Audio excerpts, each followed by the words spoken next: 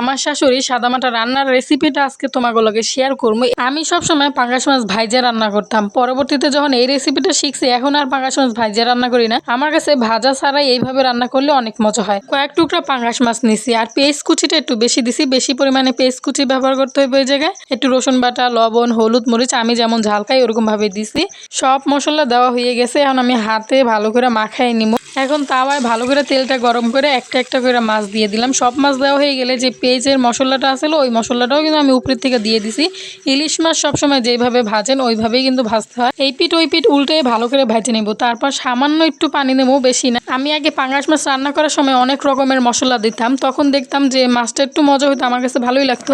কিন্তু আমার শাশুড়ির যখন দেখলাম শুধুমাত্র রসুন বাটা দিয়ে এই তরকারিটা রান্না করছিল, আমার তরকারির চেয়ে আমার শাশুড়ির তরকারিটাই বেশি মজা হয়েছিল। এখন থেকে আমি মশলাও দিই না আর মাছ ভাজিও না, এরকমভাবেই সবসময় পাঙ্গাস মাছ রান্না করি। আপনারা যারা না খাইছেন একবার হলেও ট্রাই করবেন।